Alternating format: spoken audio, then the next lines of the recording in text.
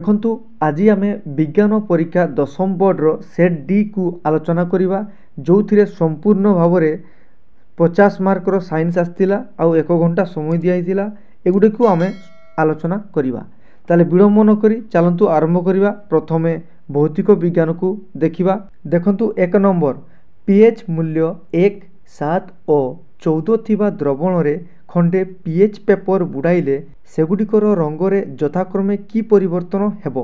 यार सठिक उत्तर लाल, सबुज और नील, ऑप्शन नंबर बी। नंबर 2 डुबेरिन को ट्रायड समूहर प्रथम मौलिकर पारमाणविक वस्तुत्व x और शेष मौलिकर पारमाणविक वस्तुत्व y हेले मझिरे थिबा मौलिकर वस्तुत्व केते हेबो। यार सठिक उत्तर x + y/2 बुझिपारे। नंबर 3 निम्न परिपथ चित्र रे प्रदर्शित विद्युत संयोगर समूह प्रतिरोध कल्पना कर। ताले यार समूह प्रतिरोध हेबो 6 ohm, option number B. Next number 4 गोटिए इलेक्ट्रिक आयरन रो प्रतिरोध 20 ओम अटे।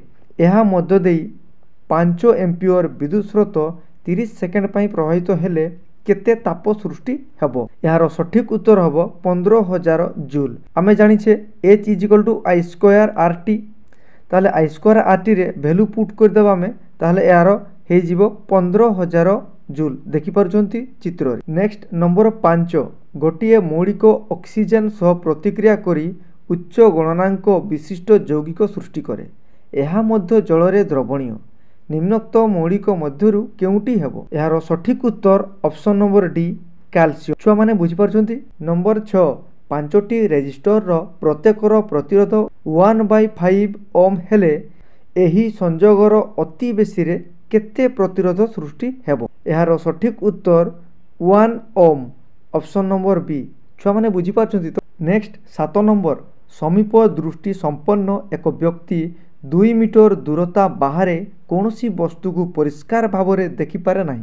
सही व्यक्ति साधारण दृष्टि संपन्न हेबा पई संशोधित लेंथर पावर केते हेबो। यार सठिक उत्तर -0.50 डायप्टर बा डी। बुझी परछंती। नेक्स्ट नंबर 8 दस्ता लेपन एक प्रणाली जहाँ कलंकी लागिबारे प्रतिरोध करे ताहा हेला कोन। ताहा स्टील और आयरन होई थाए। ऑप्शन नंबर डी सठिक उत्तर होबो। छुआ माने बुझी परछंती। तो जो माने बुझी पार नथिबे से माने कमेंट करिवे। बुझिला आ एई भलिया क्वेश्चन को एनालिसिस करिवे। नेक्स्ट नंबर 9 साबुन मिसेल रूप रे सफा करबा को समर्थ हुए कारण मिसेल रो केंद्र रे तैलाक्त मैला संग्रहित हुए। ऑप्शन नंबर ए सठिक उत्तर होबो। बुझि पाले। नंबर 10 गोटिए मौलिक x रो वस्तुत्व संख्या 40 एवं एथिरे 21टी न्यूट्रॉन थिले यह आधुनिक पर्याय सारणी रो केउ ग्रुप रे रहिबो। एटा होची ऑप्शन नंबर ए ग्रुप 1 सारणी रे रहिबो। यार ना होची जिरकोनियम, ऑप्शन नंबर ए ग्रुप 1। नंबर 11 इथानॉल रु इथानोइक एसिड केउ पद्धति रे प्रस्तुत हुए। यार सठिक उत्तर जारण बा आमे ताकू ऑक्सीडेशन रिएक्शन माध्यम रे हिताई तेणु ताकू जारण प्रक्रिया कहिथाउ बा पद्धति कहिथाउ।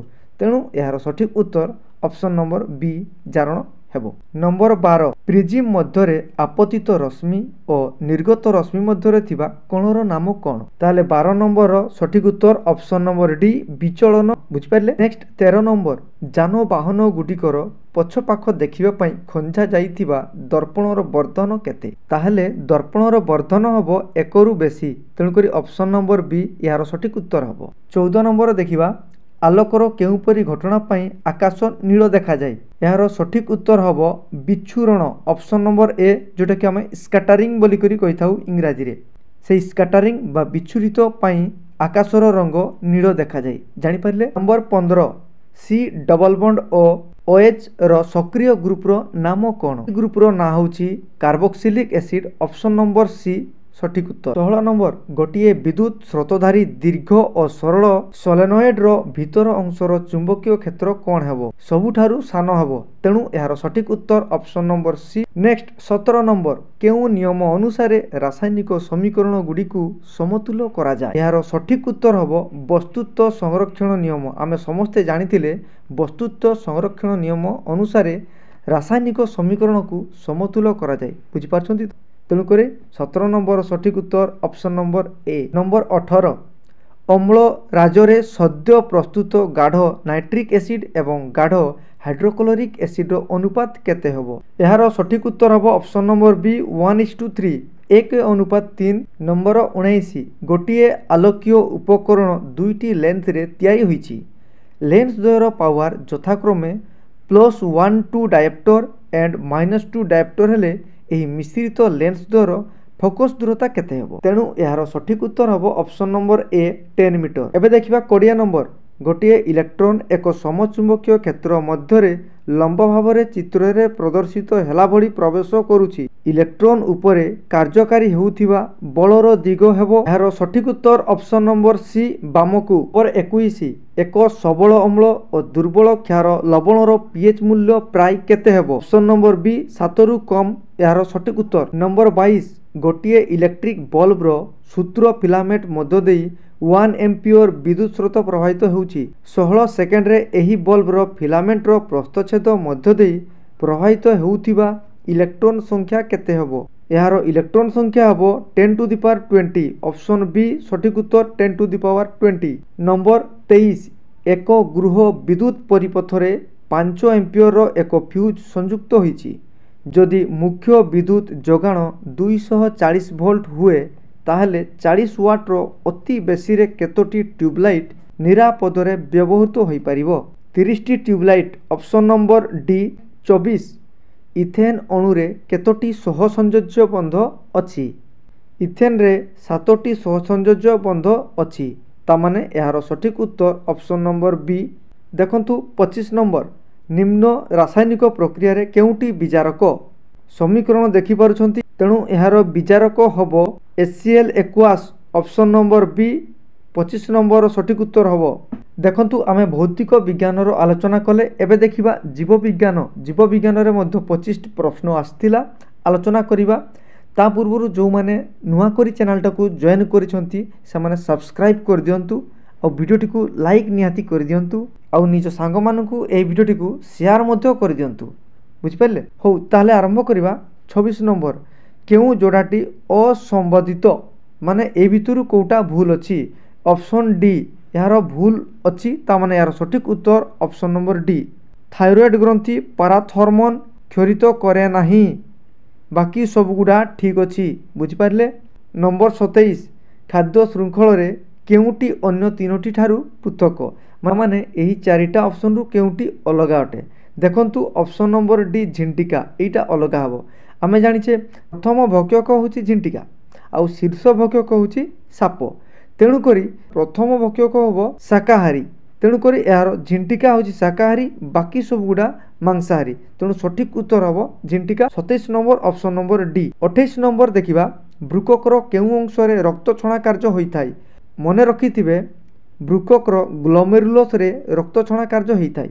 28 ନମ୍ବର ଅପସନ୍ ଡି ସଠିକ୍ ଉତ୍ତର ହେବ। ପୁଣି ଦେଖିବା 29 ନମ୍ବର।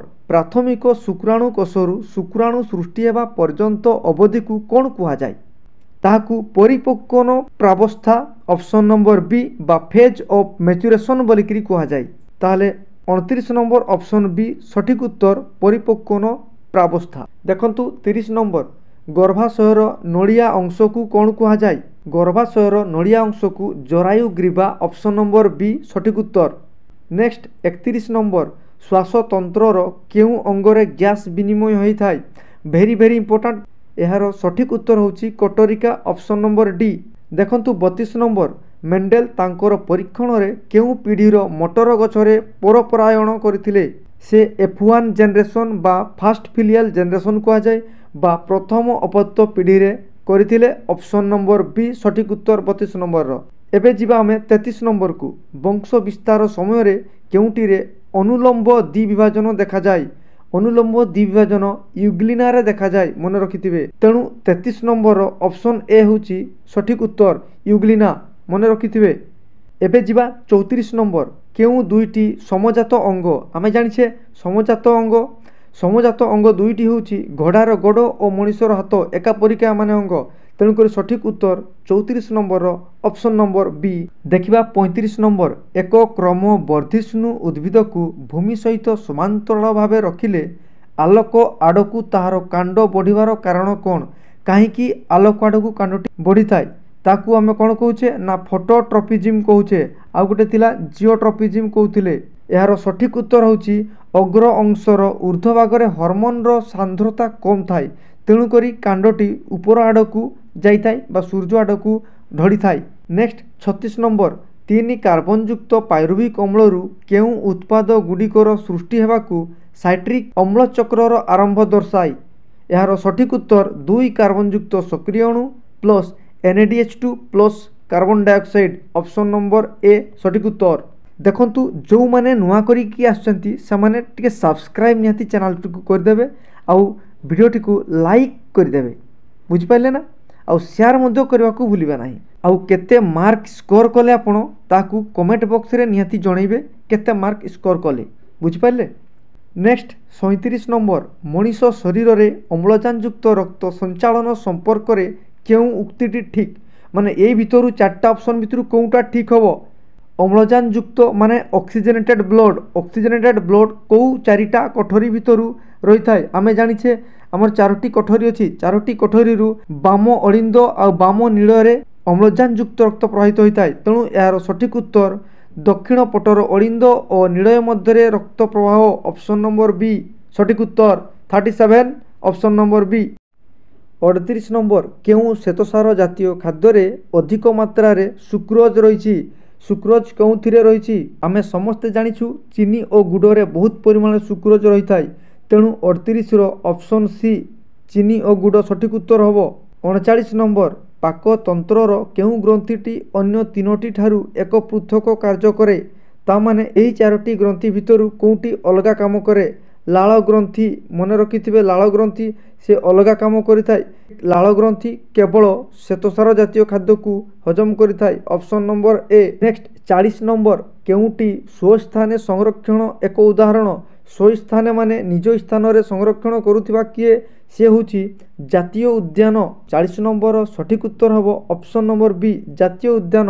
41 नंबर केउ प्रक्रिया रे मूललोम द्वारा जलर शोषण को सक्रिय शोषण कहा जाई परिबो विपाचन शक्ति प्रयोग करिकिरी करा जाय तेणुकरी ऑप्शन नंबर सी विपाचन शक्ति प्रयोग।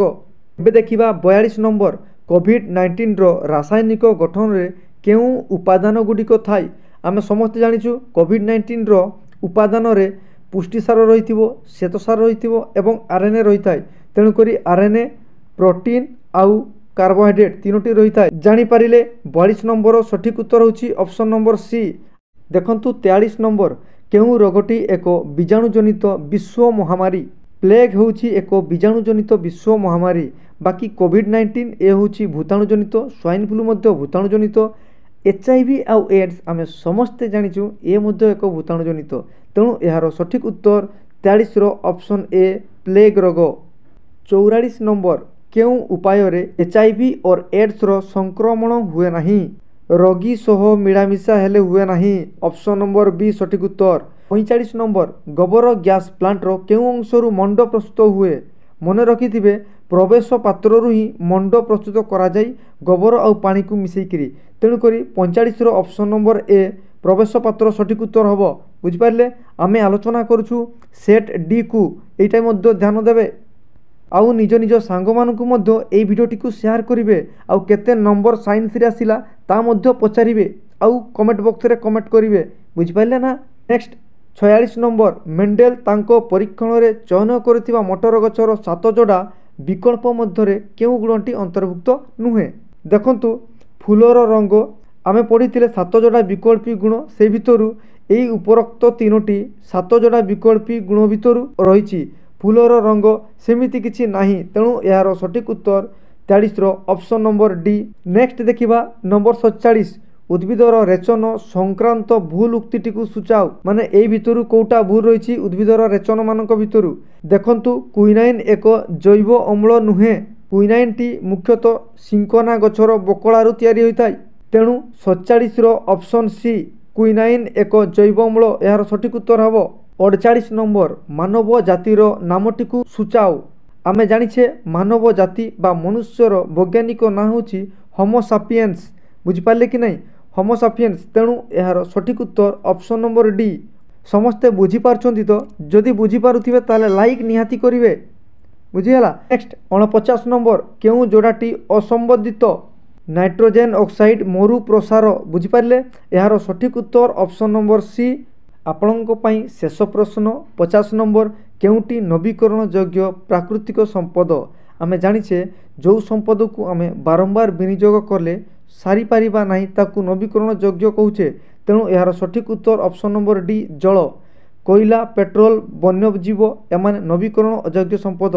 तेणुकरी ऑप्शन नंबर डी जल होउची 50 नंबर सठिक उत्तर। बुझीपारे 50 नंबर सठिक उत्तर ऑप्शन नंबर डी जल।